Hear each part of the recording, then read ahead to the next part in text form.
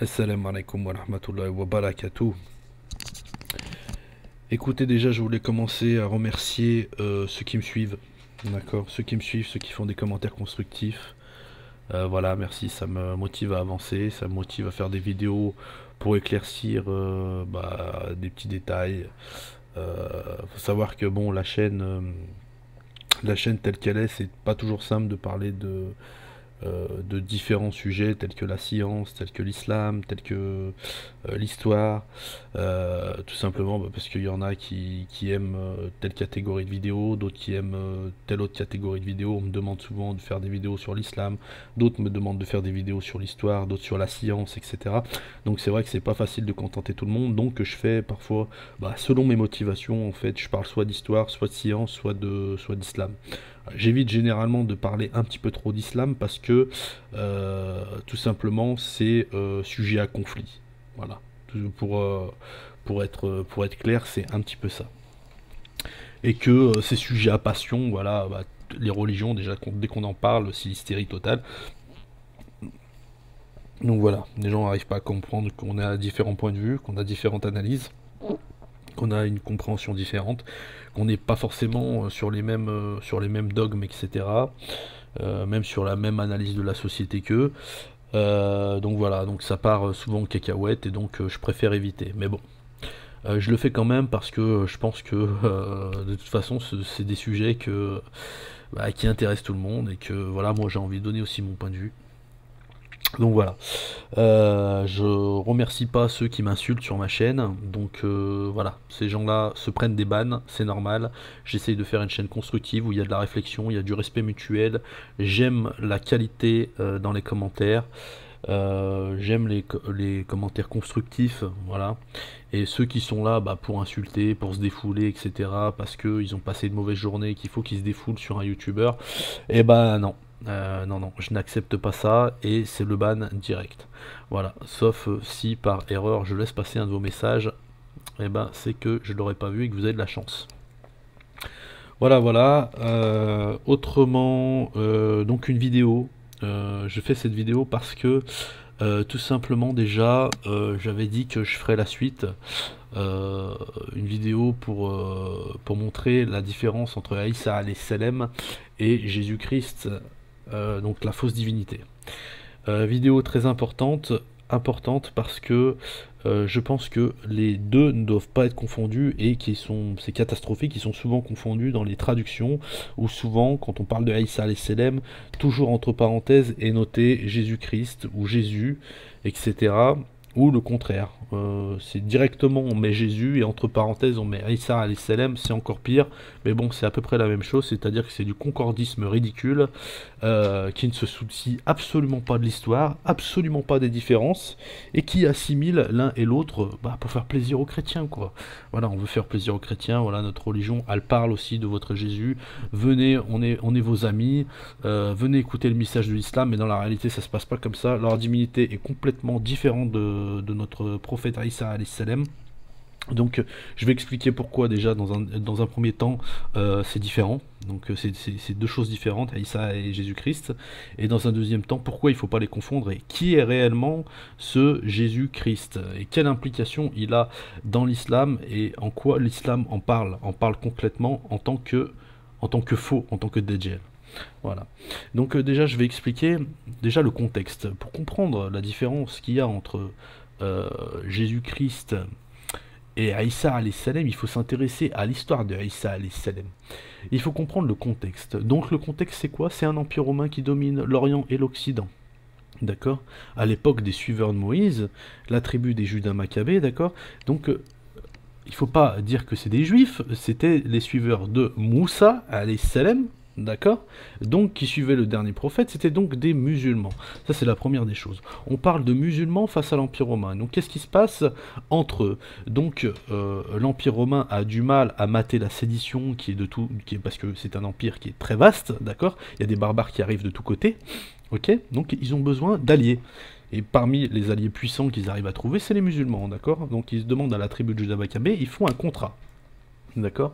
Ils ont fait un contrat, donc qui est le, comment dire, qui s'appelle le, qui s'appelle donc le l'alliance, la première alliance judéo-romaine, d'accord, le traité de paix judéo-romain, d'accord, vous pouvez aller vous renseigner sur ce traité d'alliance. Donc ce traité, qu'est-ce qu'il dit? Il dit en gros qu'il ne doit pas y avoir d'agression mutuelle, et il doit y avoir défense d'intérêt entre les Romains et les musulmans, donc la tribu de Juda Maccabée, d'accord?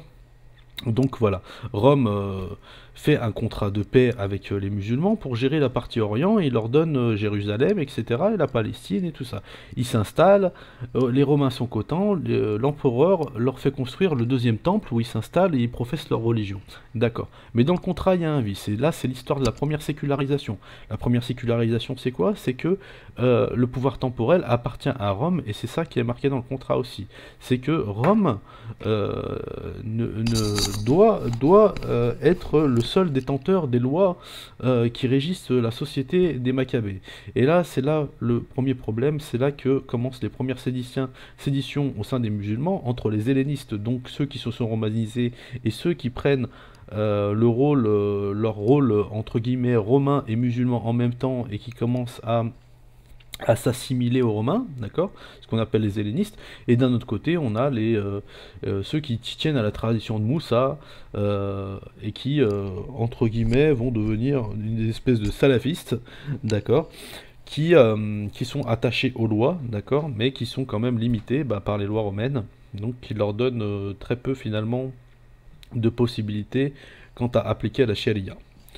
Donc Isa alayhi salam arrive dans le contexte où les musulmans deviennent de moins en moins puissants et de plus en plus oppressés par la religion romaine qui s'impose de plus en plus.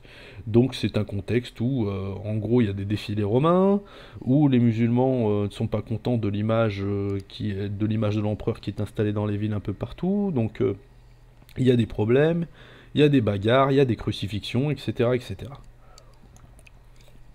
Donc c'est dans ce contexte-là que Aïssa arrive et prêche son message. Il prêche son message pour qui? Tout simplement pour que l'ensemble de sa communauté retourne vers l'application de la loi. D'accord?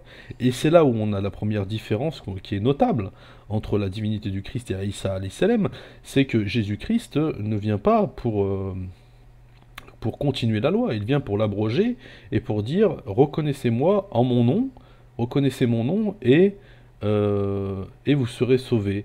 Et il n'y a plus besoin d'appliquer la loi, il n'y a plus besoin de religion. Jésus-Christ abolit les religions, tandis que Isa alayhi salam, lui, vient pour approuver et demander à ses partisans de faire une sédition, de faire une coupure, de faire une fracture entre la tradition romaine, entre les Romains et les musulmans, c'est-à-dire et l'islam, c'est-à-dire remettre l'islam à sa place et remettre Rome à sa place.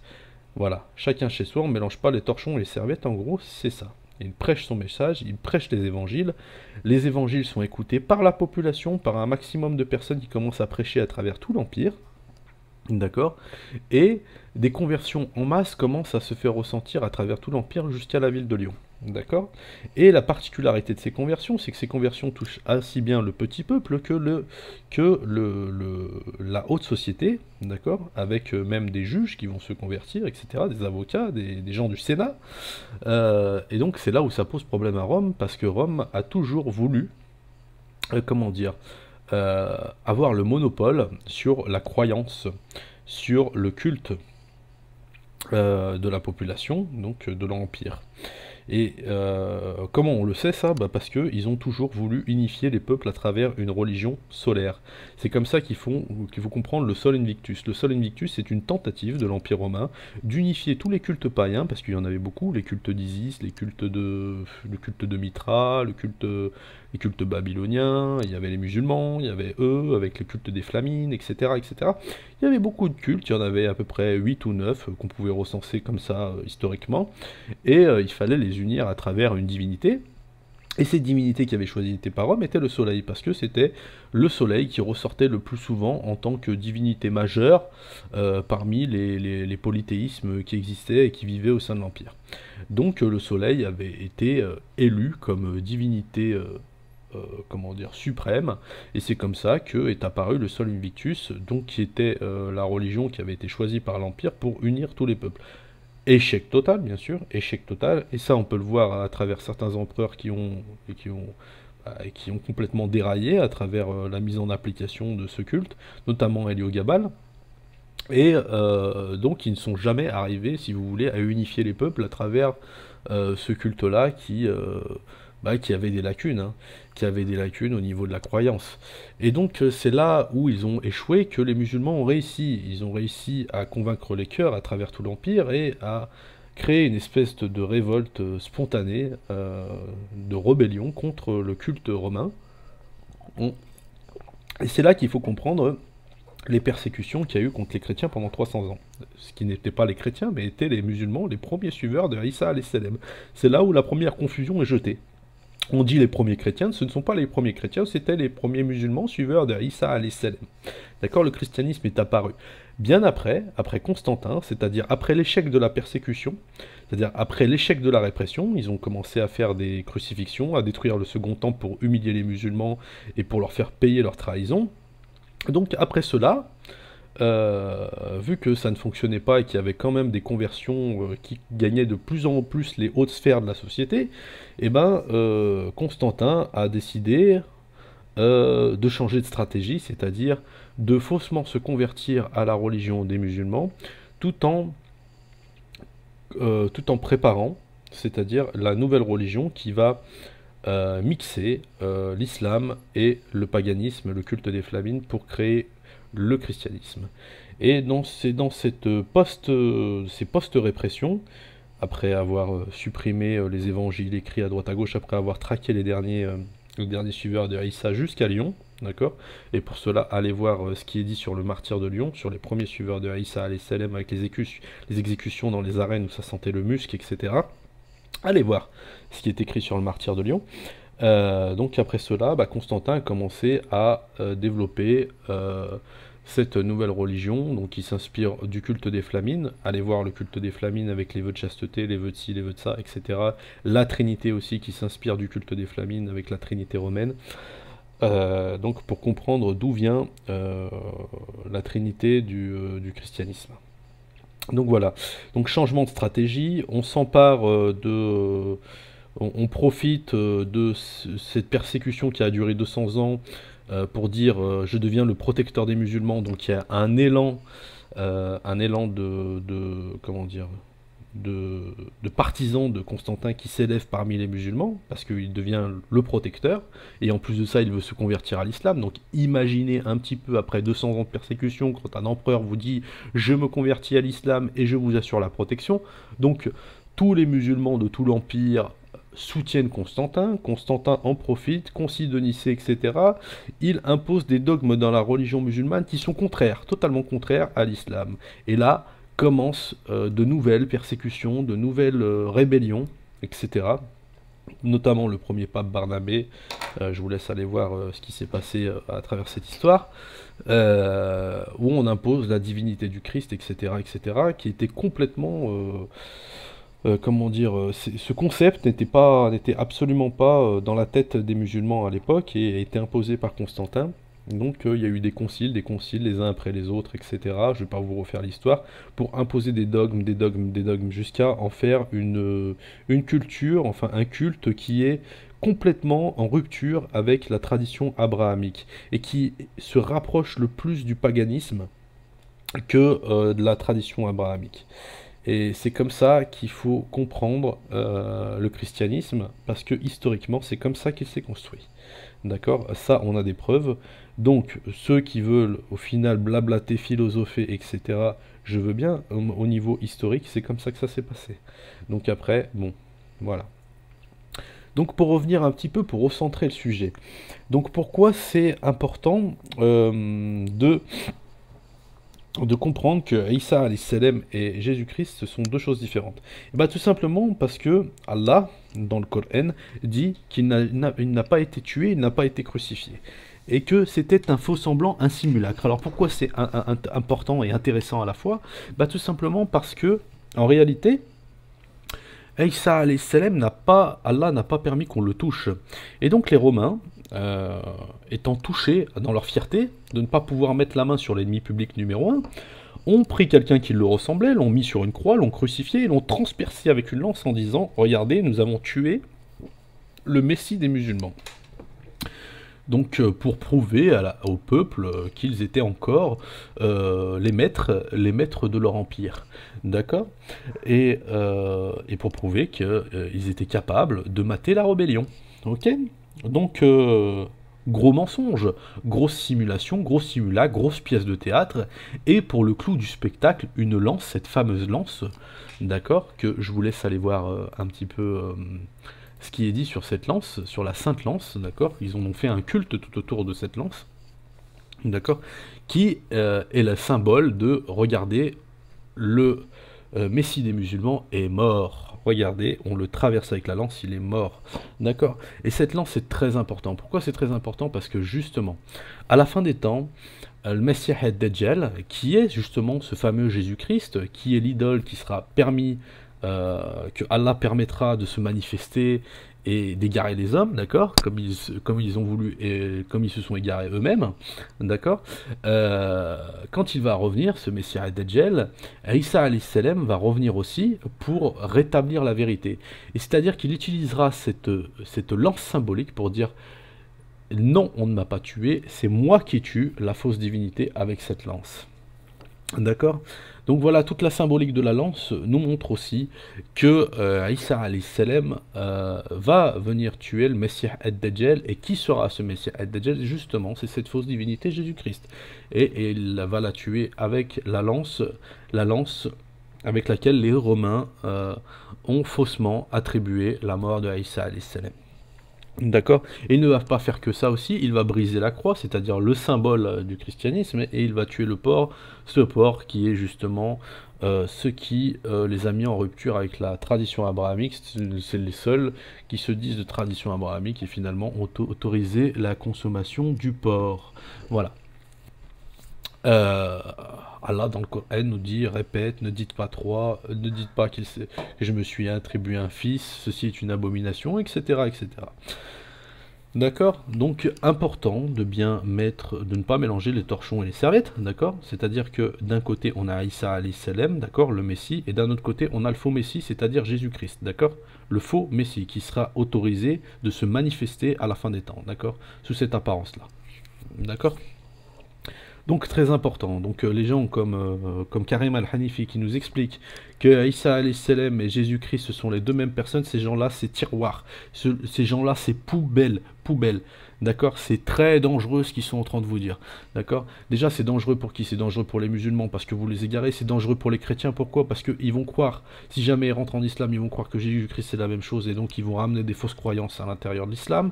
Et la deuxième des choses c'est que ils ne vont pas comprendre, que nous il faut qu'on soit honnête, d'accord. Il faut qu'on soit honnête avec eux.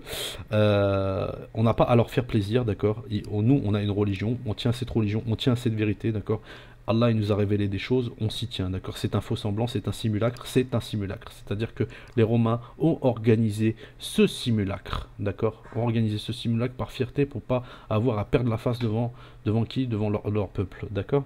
Et c'est encore une chose qu'ils font encore aujourd'hui, d'accord, parce que les Occidentaux sont les héritiers des traditions romaines, notamment politiques, des techniques militaires, etc.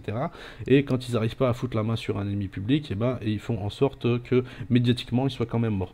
Ok, donc on va pas rentrer dans les détails, mais c'est quelque chose qui s'utilise encore, et c'est quelque chose, et cette chose que je vous dis, c'est l'explication la plus pertinente.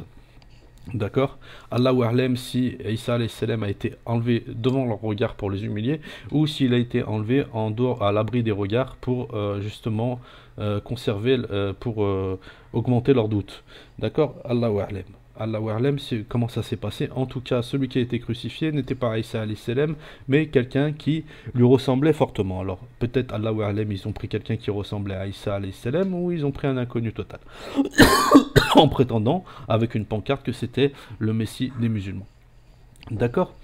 Donc ça, c'est très important. La seconde chose qu'on peut dire sur la Bible, sur la falsification de la Bible, parce que les gens disent ah, la Bible n'a pas été falsifiée, Alors moi, ce que j'aime bien, c'est faire parler les chrétiens en leur faisant dire leurs propres défauts. D'accord? Vous prenez un chrétien qui est respecté, par exemple Marion Sigaud. Marion Sigaud, les gens la respectent, c'est une historienne, etc., d'accord, hein, elle est chrétienne, etc. Mais ce qui est intéressant chez les chrétiens, c'est que souvent, si vous les entendez parler d'une autre chose que le christianisme, ils sont très sincères. Par contre, quand ils parlent de christianisme, là, leur sincérité s'en va. Donc on va écouter Marion Sigaud, d'accord? Mais c'est pas parce que vous avez accès à des archives que vous allez vous en servir honnêtement. En l'occurrence, il a tout inventé pour fabriquer sa sorcière à partir d'archives postérieures à ce qu'il décrit. C'est-à-dire que Michelet s'est amusé à transposer au XIIIe, XIVe siècle des pièces de procès qui dataient de 180 à 200 ans plus tard. Ça s'appelle de la falsification. Voilà, donc la Marion Sigaud, donc, qui est une chrétienne convaincue, d'accord, très militante d'ailleurs, dit que quand on utilise des textes apocryphes pour construire un personnage, là c'est dans le cas de la création de la sorcière, l'image de la sorcière, d'accord, elle dit que c'est clairement de la falsification. Par contre, si vraiment elle était sincère, elle dirait la même chose pour Jésus-Christ, d'accord. On ne peut pas créer une image de Jésus-Christ avec des textes apocryphes, et vous savez que la plupart des textes bibliques sont apocryphes, sont écrits en latin, sont écrits en grec, etc., et ont été, ont été écrits près de 300 ans après la vie de Isa alayhi salam. Et d'ailleurs, il y a un apôtre qui s'appelle Paul, de son vrai nom Saul de Tarse, d'accord, qui n'a pas vécu, qui n'a pas vu Jésus, il a vécu 100 ans après. Et donc lui se prétend apôtre, parce qu'il a vu en rêve, etc., dans des songes, il a vu des visions de Jésus qui serait venu vers lui, sous forme spectrale, etc., et qui aurait fait de lui un apôtre. Non, mais on est complètement dans la spéculation totale. Je veux dire, là, on n'est plus du tout dans le... c'est un vrai problème, c'est un vrai problème. Et quand on entend des Karim al-Hanifi nous dire que la Bible et que tel et tel évangile sont authentiques parce qu'on les retrouve de partout, on les trouve en nombre, etc., ce mec-là est complètement fou. Alors que nous, musulmans, nous savons pertinemment que pour appuyer un texte, il faut une isnad, il faut une chaîne de transmission, il faut connaître ceux qui ont transmis, il faut connaître leur réputation, etc., qui ils étaient, où ils ont vu, de qui ils ont entendu, etc.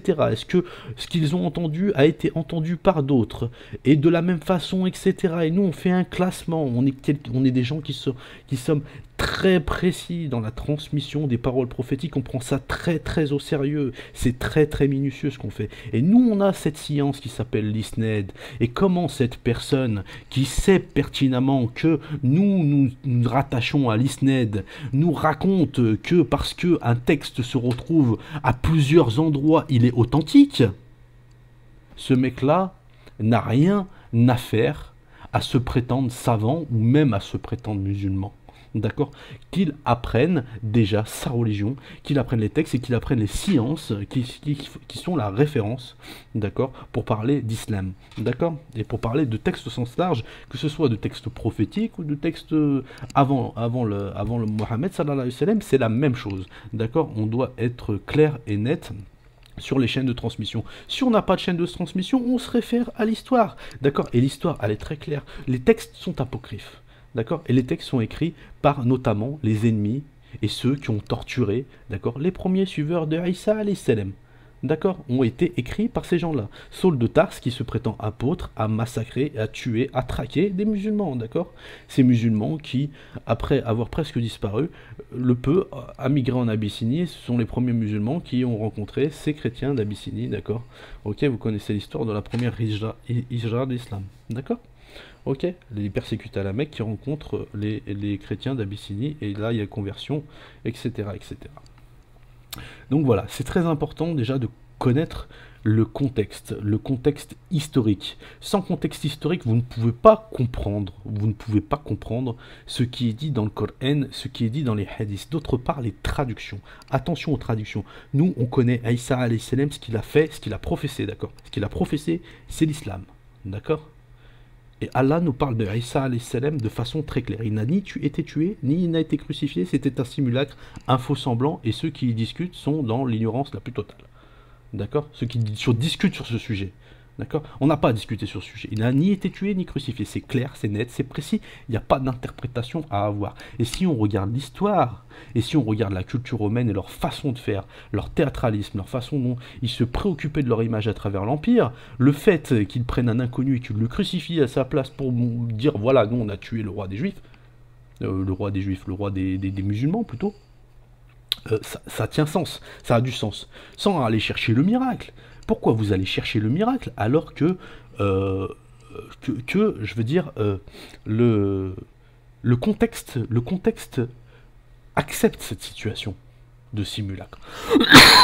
Le contexte culturel, le contexte politique accepte cette situation de simulacre. Pourquoi vous cherchez à le miracle ou l'interprétation ou à vous accorder avec l'histoire chrétienne? L'histoire chrétienne, on n'en a rien à cirer. La Bible, on n'en a rien à cirer. Pourquoi? Parce qu'elle a été falsifiée. D'accord? Et si vous voulez la définition de la falsification, les chrétiens, je vous conseille d'aller écouter ce que dit Marion Sigaud pour l'histoire des sorcières, l'image des sorcières. D'accord? Le petit extrait que je vous ai passé. D'accord?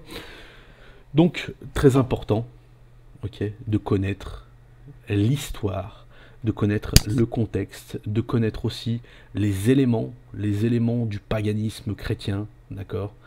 La construction de leur idole, qu'est-ce qui a fait leur idole? La lance qui a traversé le Christ pour dire, voilà, on a tué le Messie des musulmans. Pour comprendre les hadiths qui vont nous dire que à la fin des temps, Isa alayhi salam va revenir et va tuer le Messie ad-Dajjal avec sa propre lance, d'accord? Donc tout ça c'est très important. Je vais faire des vidéos courtes, je ne vais pas m'attarder trop sur ce sujet, je pense avoir dit l'essentiel. L'essentiel c'est quoi? C'est réfléchissez avec votre tête, lisez l'histoire, cultivez-vous, lisez. Je dis rien n'est caché, vous pouvez lire l'histoire, elle est claire, elle est nette, elle est précise, elle est marquée, d'accord? Maintenant faites marcher votre cerveau, lisez les hadiths et faites votre analyse en conscience, c'est-à-dire avec de l'intelligence, d'accord? Et puis surtout, soyez critique vis-à-vis de ceux qui parlent de ces sujets. Est-ce qu'il a raison? Est-ce qu'il a tort? D'accord? C'est pareil, je pourrais parler aussi très longuement de Hassem Ait Yahya, qui écrit longuement sur le sujet et qui fait en permanence, d'accord, des associations entre Jésus et Isa alayhi salam, d'accord?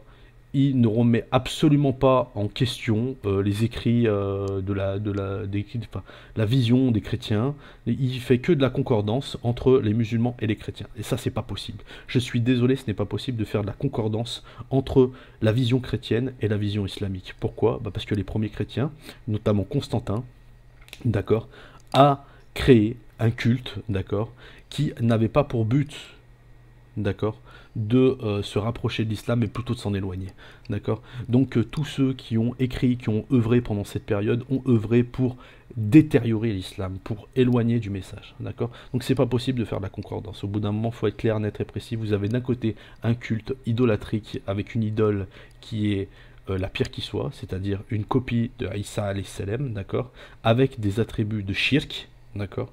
Et d'un autre côté, vous avez Isa alayhi salam qui prophétise l'islam et qui est sur la tradition abrahamique, alhamdoulilah. Donc, ne mélangez pas les choses, d'accord. Soyez clair, net et précis, renseignez-vous, lisez, et si je peux vous donner l'envie de vous intéresser à ce sujet-là, parce qu'il y a encore beaucoup de choses à chercher. Vous voyez, les savants nous ont apporté beaucoup de choses. Maintenant, aussi, il faut qu'on complète le travail des savants.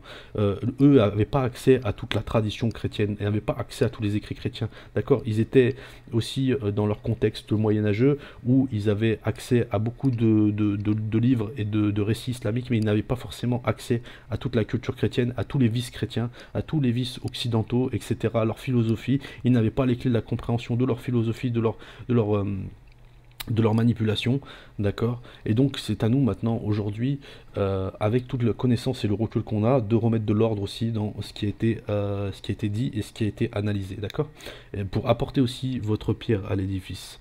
Allez, assalamu alaikum wa rahmatullahi wa barakatuh.